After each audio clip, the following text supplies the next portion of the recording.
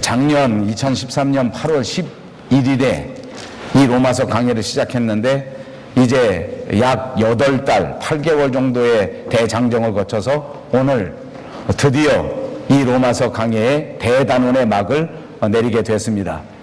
로마서는 우리가 주일마다 쭉 강해해 온 것처럼 편지의 형식을 빌어서 쓰여진 성경입니다. 여러분, 편지라고 하는 것은 인사말로 시작해서 이제 편지의 용건, 그러니까 그 편지의 중요한 내용을 기록하게 되고, 또 그리고 그 맨 마지막에 가서 다시 인사를 하고 그 편지를 맺고, 그래서 이제 그 편지 다 접어서 봉투에 넣고 그리고 발송을 하게 되는 것이 편지일 것입니다.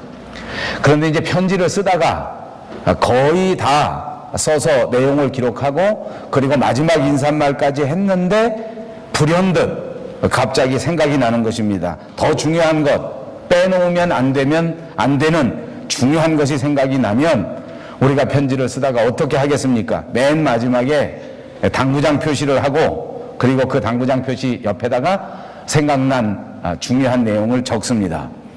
혹시 여러분 그런 기억이 있으신가요? 요즘은 편지를 쓰지 않으니까 그런 기억이 없을 것 같습니다만 옛날 저희는 그런 기억이 많이 납니다. 그래서 그것을 추신 이렇게 하는데 추신이라고 쓰고 하는데 조금 유식한 사람들은 추신이라고 쓰지 않고 PS 이렇게 썼습니다. 여러분, 그 PS가 무슨 뜻인지 아십니까? 포스트 스크립입니다. 영어로는 포스트 스크립. 사실 영어로는 이게 한 단어인데 왜 이것을 두 자로 이렇게 약자로 썼는지는 잘 모르겠습니다.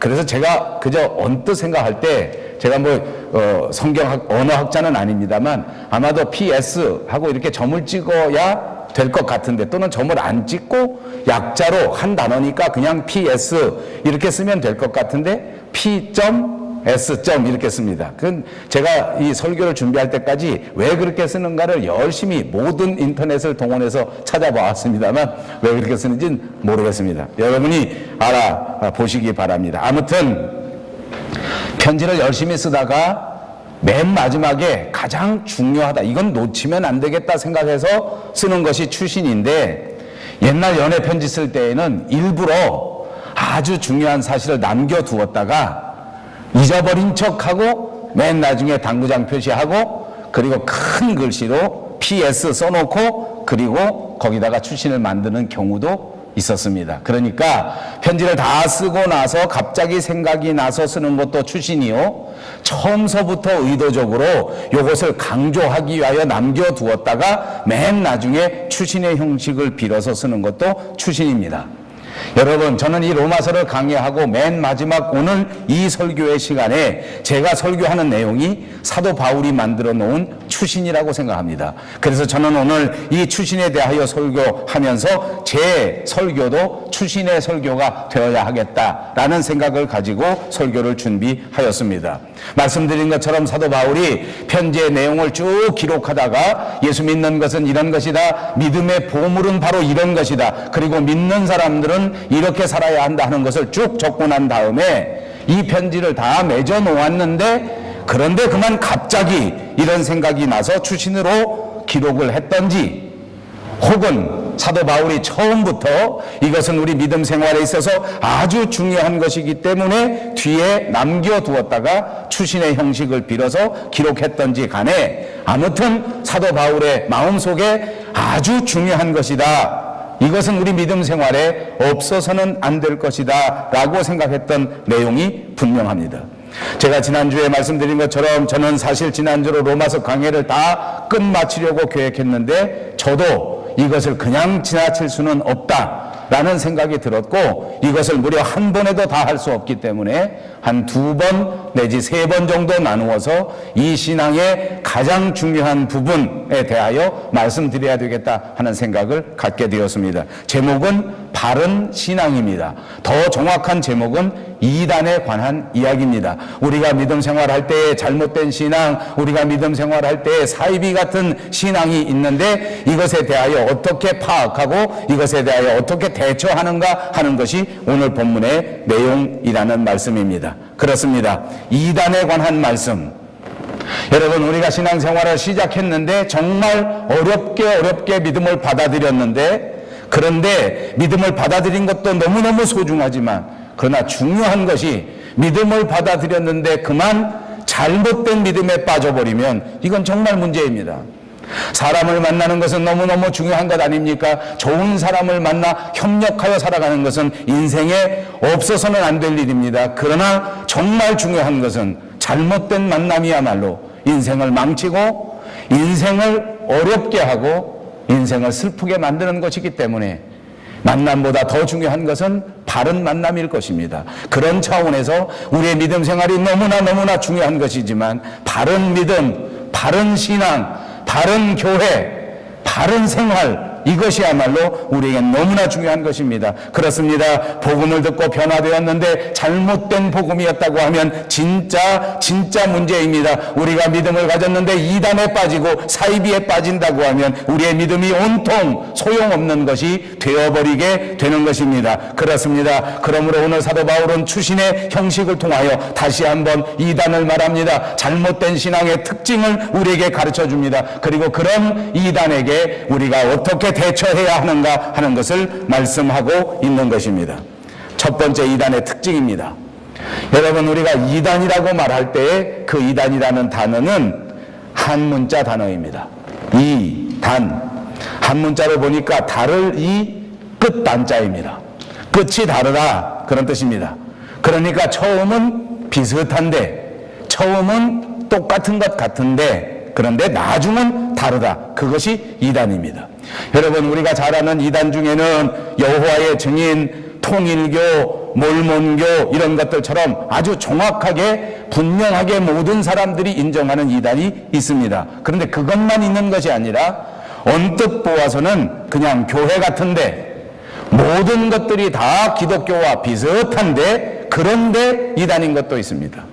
재미있는 것은 이단이 스스로를 가리켜 자기들이 원조라고 합니다.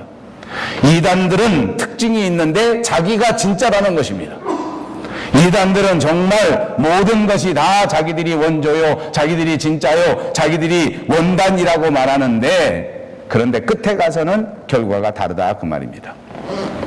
여러분, 정통 기독교 그리고 이단 기독교, 이것에 대한 시비는 사실 어제 오늘의 이야기가 아닙니다.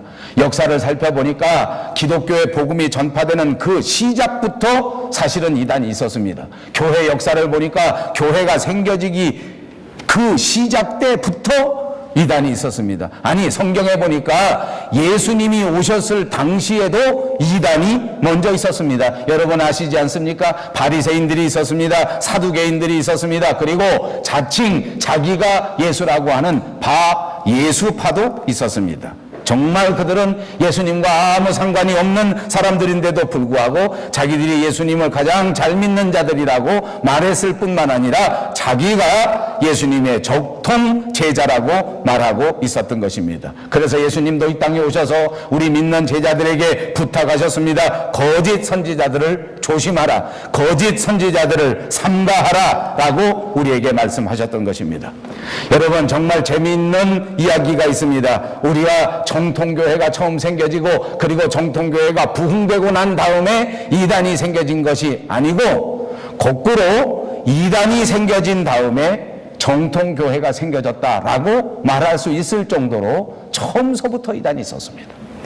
여러분, 신학 공부도 마찬가지입니다. 처음부터 정통 신학이 있었던 것은 사실 아닙니다. 사람들이 하도 신학을 왜곡시키고 사람들이 하도 잘못된 신학을 많이 말하니까 그 신학에 대하여 파수하고 변증하다가 조직 신학이 나오게 되고 변증 신학이 나오게 되고, 그렇게 하다 보니까 정통 신학을 만들게 된 것입니다. 계속해서 이단은 교회를 공격합니다. 계속해서 이단은 신학을 공격합니다. 계속해서 이단은 우는 사자와 같이 믿는 자들을 넘어뜨리려고 공격하고 있는 것입니다. 옛날에도 그랬습니다. 중세교회도 그랬습니다. 현대교회도 지속적으로 도전하고 있습니다. 서양교회만 그런 것이 아닙니다. 우리 조국 한국교회도 일찍부터 이단들이 난무하고 이단들이 집단을 만들고 이단들이 정통교회를 계속하여 공격하고 위협하고 있는 것입니다. 새삼스러운 일이 아니란 말입니다. 그런데 제가 왜 이렇게 중요하게, 왜 이렇게 강조하여 이걸 말씀드리고 있는가 하는 것은 옛날부터 있었던 일이었는데 요즘 들어서 이 이단이 훨씬 더 큰 문제를 일으키고 있다는 것입니다. 여러 가지 이유가 있을 것입니다. 우리 정통교회가 정말 하나님 앞에 든든하게 바르게 서지 못하기 때문에 이단들이 이렇게 활개를 치는 것 아닌가, 저는 그렇게 생각합니다.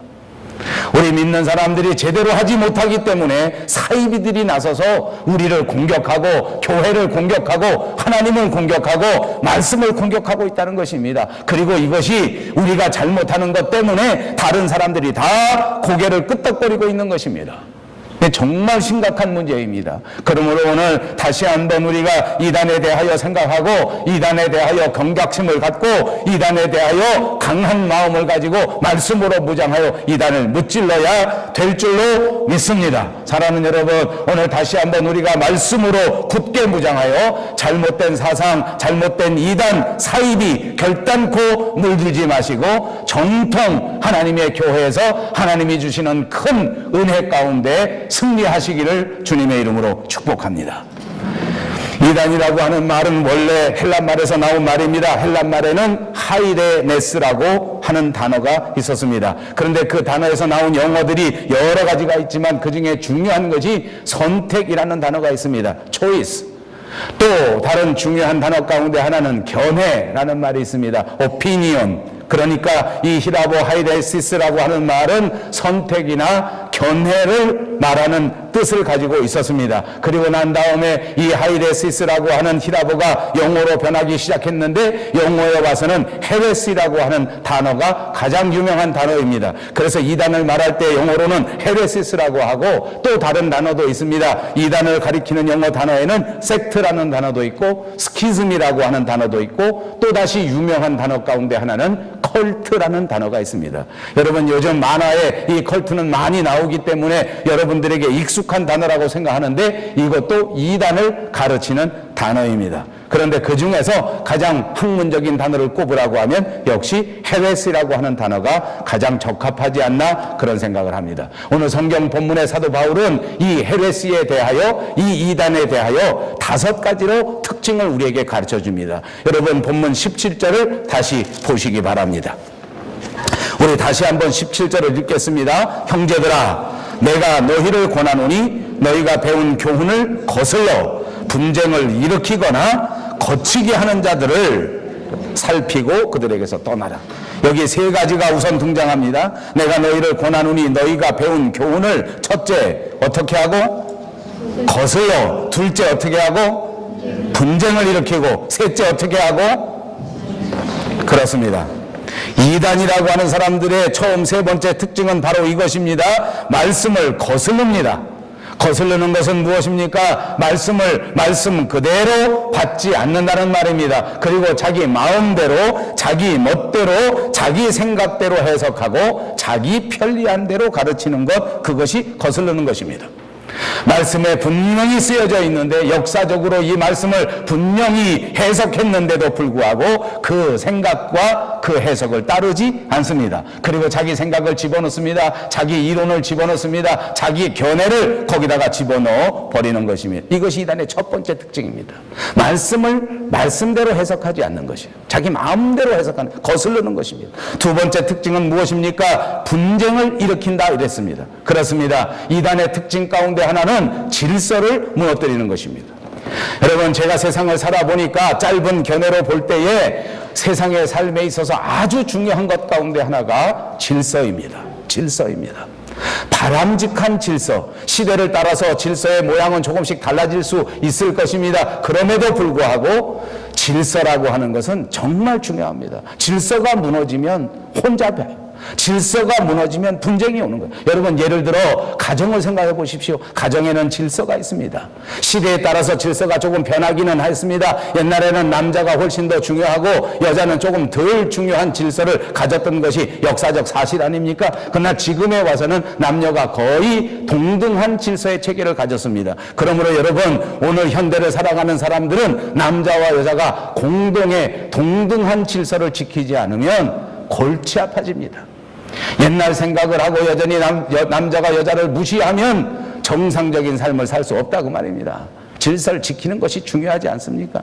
부모와 자식 간의 관계도 그 질서가 옛날에는 아주 엄격한 질서를 가졌습니다. 요즘은 많이 소프트해졌습니다. 그럼에도 불구하고 부모와 자식 간에도 질서가 정말 중요합니다.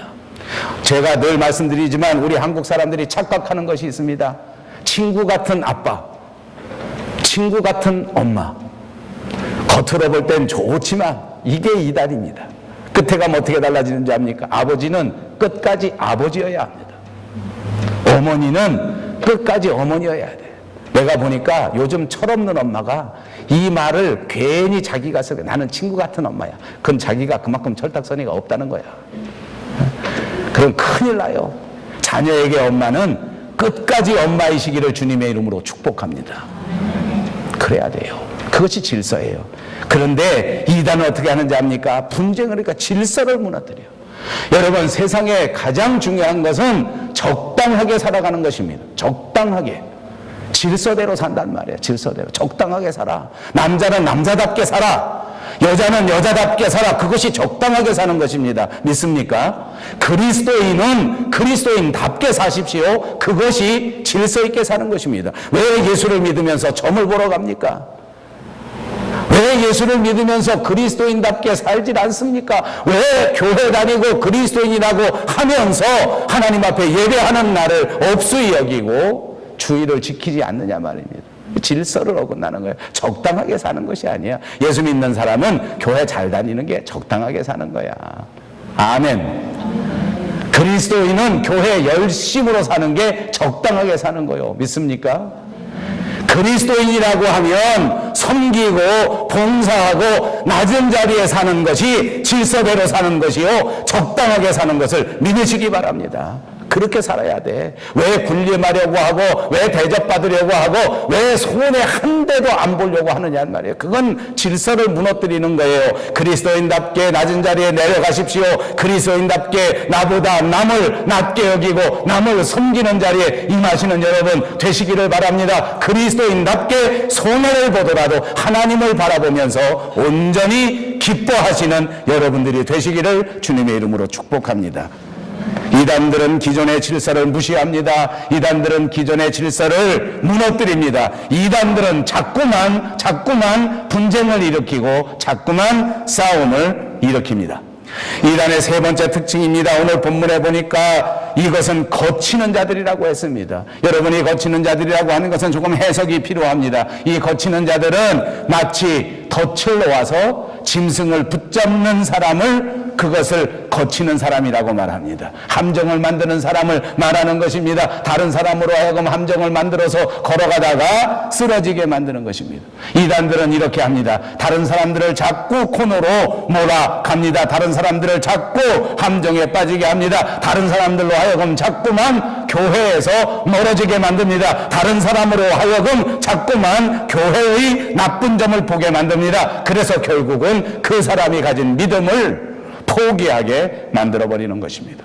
여러분, 그래서 이단을 보십시오. 이단에 빠진 사람들 가운데에도 물론 깨닫고 다시 돌아오는 사람이 있기는 합니다. 그러나 여러분, 한 번 빠지면 다 믿음을 던져버리기 때문에 다시 돌아오지 못합니다. 정말 나쁜 사람입니다. 저는 이 설교를 준비하면서 크게 여러 번 회개를 할 수밖에 없었습니다. 왜냐하면 옛날 생각이 나기 때문입니다. 제가 어렸을 때에는 놀이터가 별로 없었고 장난하는 무슨 오락 문화가 별로 없었습니다. 그러면 길에서 개구장이 남자들이 모여가지고 길거리 지나가다 함정을 만듭니다.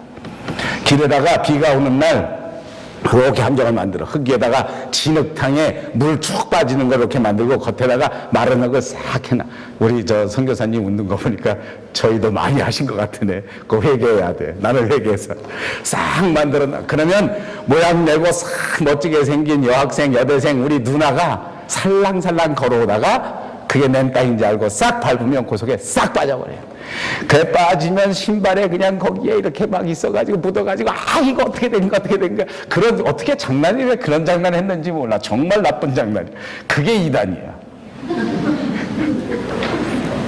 아버지 이단의 네 번째 특징이 있습니다. 18절입니다. 다시 한번 18절을 읽습니다. 이 같은 자들은 우리 주 그리스도를 섬기지 아니하고 다만 자기들의 배만 섬기나니 교활한 말과 아첨하는 말로 순진한 자들의 마음을 미혹하느니라. 그러니까 네 번째 특징은 자신만을 위하는 거예요. 이단들은 전부 다 자신만을 생각합니다. 여러분, 이렇게 말하니까 나하고는 전부 상관없고 나하고는 전혀 다른 나쁜 사람인가 보다 이렇게 생각하기 쉽지요? 아니요. 이것이 우리의 모습입니다. 이게 뭔지 압니까? 자기 입장만 생각하는 것입니다. 여러분, 미안합니다. 새겨서 들으시리라고 믿습니다. 한두 번도 아니니까 제가 싫은 소리 해도 다 받아들여 주실 줄 믿습니다만, 내가 목회하면서 보니까 모든 교인이 자기 입장을 얼마나 내세우는지 몰라. 내가 살아보니까 내가 그토록 사랑하는 내 아내도 가만 보니까 자기 입장을 생각해. 남 있을 때 설교하다 자기 면박 줬다고 얼마나 날 구박하는지 몰라. 나는 예를 들 게 없어서 내 마누라 예를 드는 거야. 들 데가 없잖아. 내가 저 황집사 예를 들어봐. 큰일 나라고. 근데 자기 입장이 그러면 교인들이 날 뭐라 그러겠어요. 자기 입장을 생각해. 그게 이단의 시작이야. 그리스도인이 뭔지 아세요? 정통 그리스도인은 내 입장을 내세우는 게 아니에요. 여러분, 내 입장 내세워보세요. 할 말 많아요. 제가 해볼까요? 내가 목사 입장 한번 내놔볼까요? 교회 시끄러워집니다. 우리 장로님이 장로된 입장 한번 내세워보세요. 교회 시끄러워. 시끄러운 게 아니라 교회가 배고파. 장로가 밥 해주는 교회가 어딨어. 내 입장 생각하는 게 아니요. 자기 입장 먼저 내세우면 이단, 자기 명예 먼저 내세우면 이단, 자기 이득만 생각하면 이단이요. 믿습니까? 여러분, 그리스도인이 정통 믿음을 소유하려고 하면 내 입장을 버리는 거예요. 내가 나이 더 많은데 그 입장을 버리면 여러분 정통 신앙입니다. 내가 혹시 이렇게 하면 내가 손해인데 그러면 여러분 정통 그리스도인입니다. 내가 이렇게 하면 혹시 저 사람이 나 깔볼지도 몰라. 그러면 진짜 그리스도인이에요. 믿습니까? 이번 한 주간 동안 그렇게 살아보십시다. 누가 뭐라 하든 하나님을 생각하고 내가 먼저 양보하는 거야. 내가 먼저 손해보는 거야. 마지막 이단의 다섯 번째 특징이 있습니다. 그것은 말로 미혹하는 것입니다. 여러분, 말로 미혹을 당하는 게 뭔지 압니까? 가만히 듣다 보니까 나도 모르게 쏙 빠져들어가는 거예요. 이단은 누구나 이렇게 나도 모르게 말을 잘한다는 거예요. 나는 이 대목에서 또 회개가 나옵니다. 나는 왜 이렇게 말을 잘하는 거예요? 아바지. 여러분, 이단은 쉬지 않고 우리에게 말을 던집니다. 이단은 쉬지 않고 우리에게 달콤한 말을 합니다. 넘어지지 않을 수 없게 넘어뜨리려고 하는 게 이단이야. 여기에 우리가 경각심을 가지고 대처해야 된다. 자, 여러분, 오늘 사도 바울은 우리에게 이단을 어떻게 대처해야 하는가 하는 것도 분명하게 말씀해 주셨습니다. 여러분, 그렇다면 우리가 어떻게 대처해야 됩니까? 오늘 본문 17절을 다시 읽겠습니다. 형제들아, 내가 너희를 권하노니 너희가 배운 교훈을 거슬러 분쟁을 일으키거나 거치게 하는 자들을 어떻게 하라? 살피고.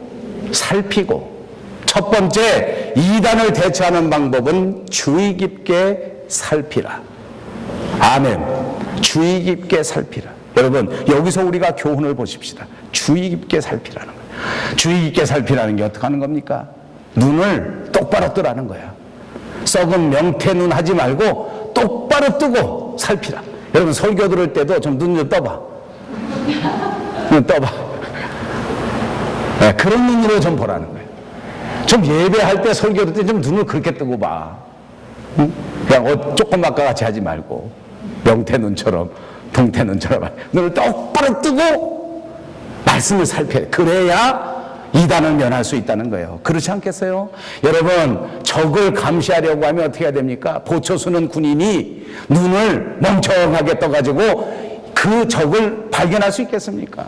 아니요. 적이 들어오는 것을 발견하려고 하면, 감시하려고 하면 진짜 눈을 똑바로 뜨고 살펴야 되는데 그렇게 이단을 살펴야 된다는 거예요.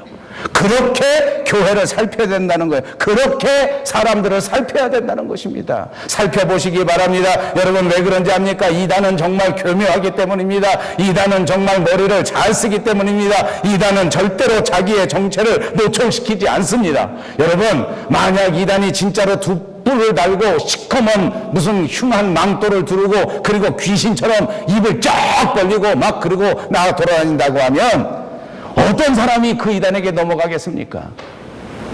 이단이 그렇게 다니지 않습니다. 겉은 멀쩡하게 해갖고 다닙니다. 오히려 더 진짜같이 해가지고 포장을 해가지고 우리에게 접근하는 것입니다. 그러니까 우리에게 꼭 필요한 것은 이것을 잘 살펴서 이것을 분별할 수 있는 분별력이 있어야 할 줄로 믿습니다. 본문 19절을 보십시오. 너희의 순종함이 모든 사람에게 들리는지라. 그러므로 내가 너희로 말미암아 기뻐하노니 너희가 선한데 지혜롭고 악한데 미련하기를 원하노라. 아멘. 사랑하는 여러분, 여러분들 모두가 선한데 지혜롭고 악한데 미련하시기를 주님의 이름으로 축복합니다. 살아가는 동안 가장 중요한 재산입니다. 분별할 줄 아는 것입니다. 선한 일을 발견할 줄 아는 것입니다. 악한 것을 경계할 줄 아는 것, 이것이 저와 여러분에게 꼭 있어야 할 줄로 믿습니다. 또 제가 회개한 것이 있습니다. 어렸을 때는 제가 노는 것이 너무 없어서 그랬습니다. 핑계. 놀 것이 없었어요. 그 친구들하고 모이면 뭐하고 노는지 압니까? 길거리에다 웅덩이 만들고 그 다음에 또 조금 커보니까 솔직히 말하면 이건 제가 한 게 아니에요. 우리 형들이 했어요. 길거리 가다가 남의 집 개를 훔쳐와. 개를 훔쳐다 잡아먹어. 아버지 큰일 났네 이거. 주워 담을 수도 없고. 난 안 먹었어. 더 나쁜 놈이야 그거는. 개 훔쳐갈 때 어떻게 한지 개도둑이? 제 때는 개도둑이 이렇게 많았어요. 우리 형이 그랬다는 게 아니고. 너무 실망하지 마. 저 집사님이 교회 잘못 왔나 보다 그래. 처음 온 사람들이 하필이면 왔더니 개도둑 목사가 있나 보다. 아버지. 옛날에 개도도 이렇게 많았어요. 개를 잡아다 훔쳐다가 잡아먹었는데요. 먹을 게 없으니까 그랬나 봐요. 우리 동네만 그랬나? 나쁜 데 살아서. 아무도 아닌 것처럼 가만히 있네. 아무튼 좋아요. 개도둑이 개 훔쳐갈 때 어떻게 하는지 아세요? 옛날에 먹을 게 없으니까 오징어를 갖고 다녀요. 그 오징어 냄새를 맡고 개가 막 환장을 하니까 막 짖다가도 오징어 들고 살랑살랑 흔들면 그 오징어 먹으려고 쫓아와. 그럼 싹 데리고 가서 데리고 잡아먹는다는 거야. 내가 그런 거 아니야. 개가 왜 오징어 보고 쫓아갑니까? 개가 미혹을 당한 거예요. 그러면 그 개가 왜 개도둑한테 잡혀가? 여러분 같으면 개도둑이 와서 오징어 살랑 흔들면 쫓아가 안 쫓아가요? 여러분 안 쫓아가요. 개는 왜 쫓아가요? 개는 왜 쫓아갑니까? 무식하니까 쫓아가는 거야. 모르는 사람은 더 무식한 거야. 대답도 못해 어떻게. 무식하니까 쫓아가는 거야. 분별력이 없어. 이게 개 도둑인지 이게 자기에게 먹이 주는 자기 아빠인지 자기 아저씨인지 자기 엄마인지 그것도 몰라. 무조건 오징어 냄새 맡고 오징어만 보고 쫓아가는 거야. 분별력이 없으니까. 누구야 이게? 내가 목회하면서 보니까 사람 중에도 개가 많아. 개가 많아. 뒤에다가는 흉계를 잔뜩 꾸미고 어떻게 이용해 먹으려고 앞에서 오징어로 살살 흔들면 그냥 따라가. 콕 해가지고 따라가. 그건 뭐야? 개야. 여러분, 세상에 개 같은 인간들이 얼마나 많은지 몰라. 제발 개 되지 마시기 바랍니다. 개가 안 돼야 돼. 근데 개도 여러분이 기르는 개는 다 그러더라. 우리 집 개는 절대 안 그럽니다. 오징어로 아무리 꼬셔도 안 가. 안 가. 우리 집 강아지는 내가 먹는 거 젓가락으로 줘도 절대 안 먹어. 왜 안 먹는지 아세요? 개가 분별력 있어서 그럴까? 아멘 그러려고 그랬지? 그러니까 조심하라니까. 잘 살펴. 우리 개가 왜 그럴까요? 아, 몰라? 대답을? 에? 우리 개 왜 그래? 훈련돼서 그래. 원래부터 똑똑했는데 거기다가 훈련을 더해서. 왜? 아이고 잘한다. 안 먹을 때마다 상 주고 귀여워해 주고 잘했으면 밥 주고 그것이 몸에 배어서 훈련이 됐어요. 그래서 이제는 섣불리 우리 할머니, 우리 장모님이 한국에서 오셔가지고 젓갈 들고 막 줘도 안 먹어. 우리 어머니는 그걸 보고 그냥 감동, 막 은혜, 교회 가서는 은혜를 안 받아도 개새끼 보고는 은혜를 받아가지고 지금 개만 보고, 사위는 보지도 않아요. 개만 아침에 일어나면 개하고 먼저 인사해. 사위는 안 주무셔서 개가 먼저 해. 얼마나 좋아하는지 몰라. 개가 분별력이 있으려면 훈련을 받는 거예요. 너무 쉬운 거 아니에요? 너무 쉬운 거 아니에요? 그리스도인이 이 땅 위에서 분별력을 가지려면 어떻게 해야 됩니까? 말씀으로 훈련을 받아야 합니다. 훈련받지 않고 분별력이 생길 것 같습니까? Absolutely not.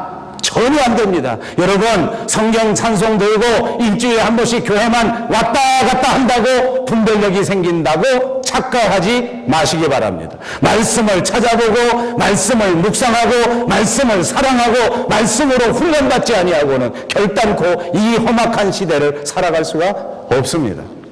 결단코 하는 이 악한 세력을 분별해 낼 수가 없습니다. 그러니까 지금서부터 결심합시다. 다시 하나님의 말씀에 집중하는 것입니다. 다시 진리에 집중하는 것입니다. 다시 이 생활을 지탱해주는 거룩하신 하나님의 말씀으로 나눠 훈련하는 것입니다. 말씀으로 훈련 받으십시오. 말씀의 지식을 먹으십시오. 꿀송이 같은 그 하나님의 말씀을 날마다 설치하십시오. 그럴 때에 우리에게 분별력이 생깁니다. 우리는 그럴 때에 어떠한 유혹도 뿌리칠 수 있는 강인한 그리스도인이 될 줄로 믿습니다. 덮어놓고 예수 믿는다고 되는 것이 아니란 말입니다. 제발 덮어놓고 믿지 마십시오. 나는 그냥 교회만 다니면, 목사님만 쳐다보면 은혜가 될, 덮어놓고 목사님만 잘 섬기면 교회 아름다운 교인이 되는 거라고 착각하지 마십시오. 덮어놓으면 안 돼. 무조건 덮어놓지 마. 덮어놓았던 성경책 이번 주부터 다시 펼치시기 바랍니다. 그 말씀을 읽고, 그 말씀을 묵상하고, 그 말씀을 훈련받아야 진리를 구별할 수 있고 분별할 수 있게 되는 줄 믿습니다. 여러분, 성경을 가만히 보십시오. 예수님께서도 제자들을 선택할 때에 어떤 사람 선택한 줄 압니까?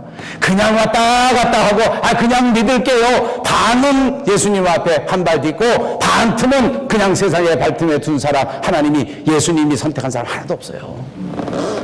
진짜 마음속에 인생을 깊이 생각하고, 믿음이 어떤 것인가? 주여, 내가 어떻게 하여야 영생을 얻을 수 있겠습니까? 주여, 내가 어떻게 하여야 하나님 앞에 멸류관 받을 수 있겠습니까? 라는 것을 가지고 깊이 고민하고, 깊이 생각하고, 깊이 묵상하고, 깊이 간구하는 사람들을 예수님이 선택하셔서 제자 삼은 거 아닙니까? 여러분 모습이 어떠합니까?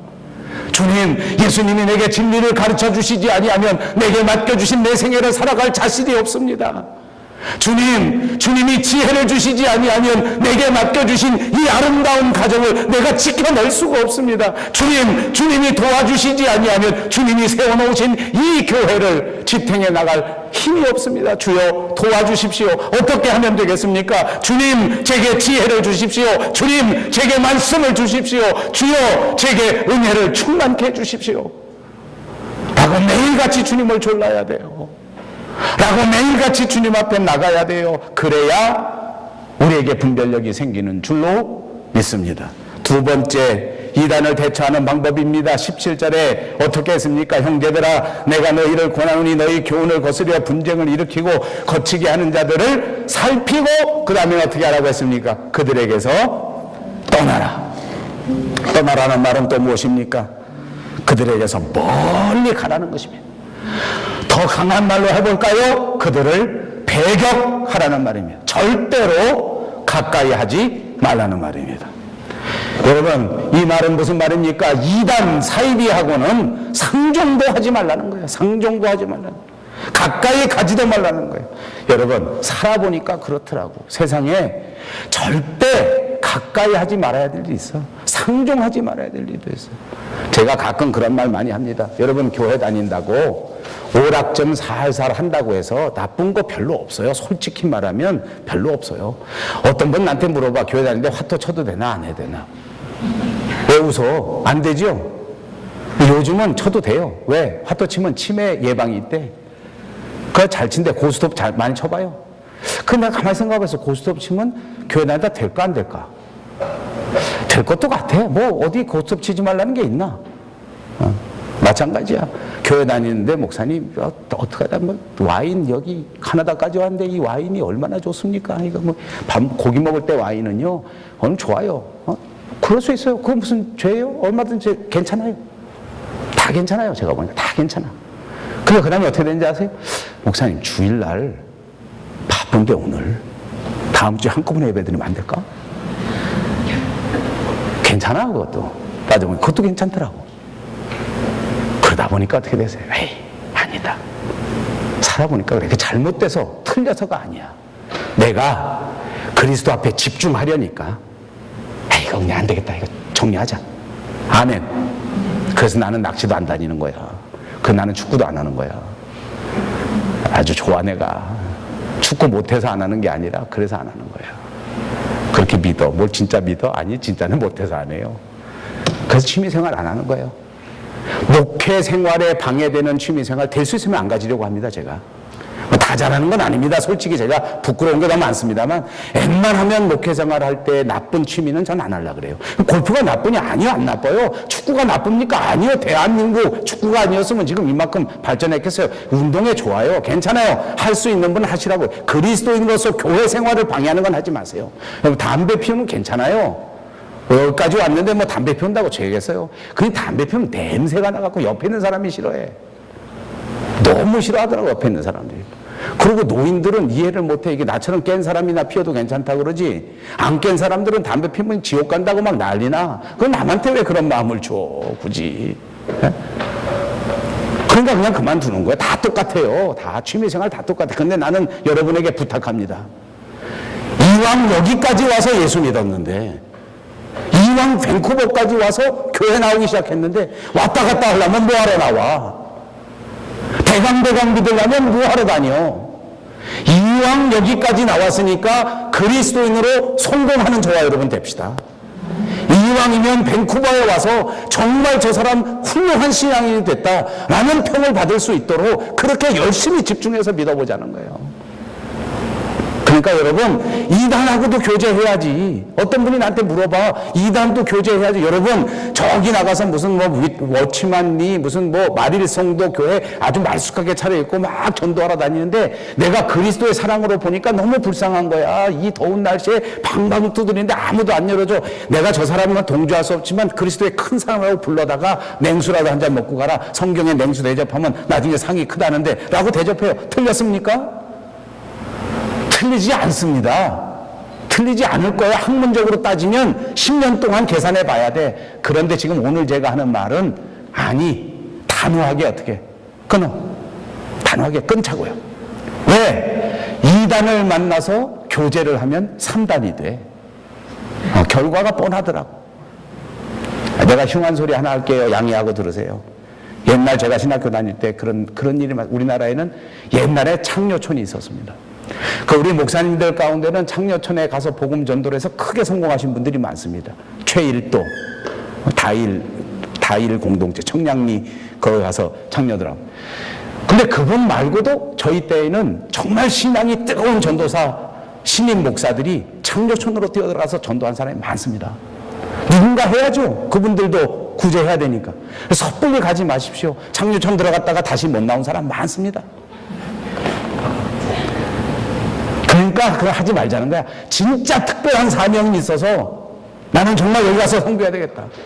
여러분, 이 밴쿠버에 아주 유명한 교회, 윌링던 교회 있습니다. 그 목사님 정말 훌륭해. 설교도 잘하시고, 서양교회 목사님. 그분은 취미가 뭔가 하니까 오토바이 타는 거야. 안 어울리죠? 와! 이래가지고 오토바이 막 소리 막 들어가. 오토바이 타고 가죽으로 쫙 차고 가서 전도한대. 그 자기 친구들 만나면 정말 재수없다고 저리 가라 그런대요. 거기 사람들이. 그래도 다니면서 전도한다는 특별한 사명을 가진 거야. 웬만한 나 같은 사람이 오토바이 타고 나도 그렇게 하려면 오토바이 타고 그냥 그날로 가. 여러분, 이단하고는 가까이 하지도 마라. 어려운 사람하고는 가까이 하지도 마라.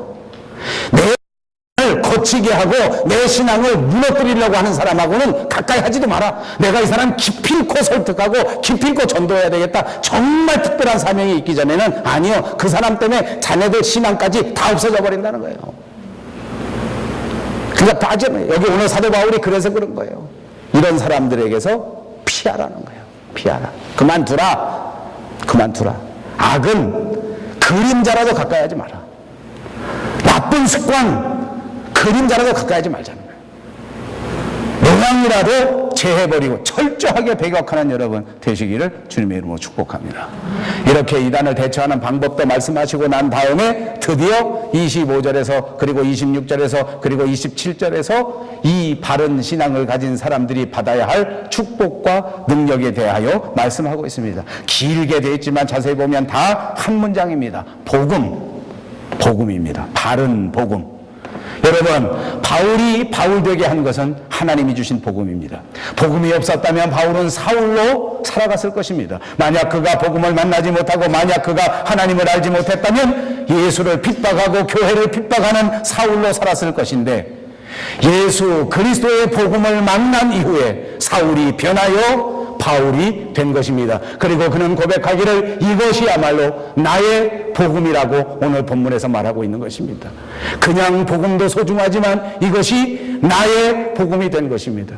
여러분, 교회도 중요한 것이고 교회도 소중한 것이지만 나의 교회가 된다는 것은 다른 의미가 있는 것입니다. 저는 10주년을 맞는 우리 밴쿠버 영성교회 모든 성도님들이 이 로마서를 마지막 강의하는 이 시간에 다시 한번 우리의 마음에 결심과 결단을 갖고 우리 교회가 나의 교회가 되시기를 주님의 이름으로 축복합니다.